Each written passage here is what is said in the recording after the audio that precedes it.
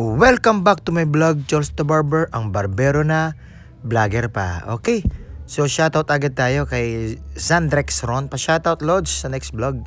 Shoutout sa'yo brother. Okay, so ngayon ay pakitaan tayo ni Master June ng low taper fade, no? So ito'y galawan ng mga veterano.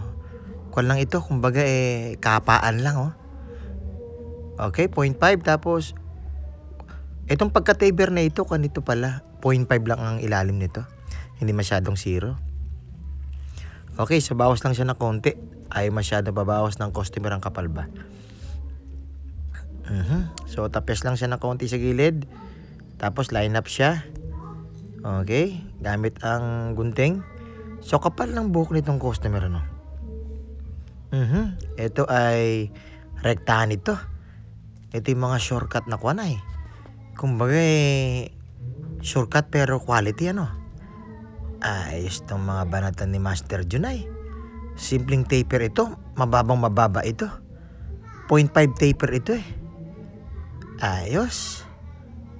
Yung mga ganitong veterano kuwan ito. Kumbaga pagdating sa gunting tatalunin tayo dito. Magaling sa guntingan itong mga ganitong veterano. Okay. So, pansin mo no? Parang pitik-pitik lang siya. Kumbaga, relax lang, ano? Okay, ahit agad tayo dito. Okay, ayos. Kumanto agad ang temple, ano? Ayos, linis agad, oh. Itong simple yung mga taper na ganito. Parang ito linis parang mga aga mulak ba style ng araw, ano? Ayos, linis na pagkakadali nito. Oh, ahit na agad. Okay.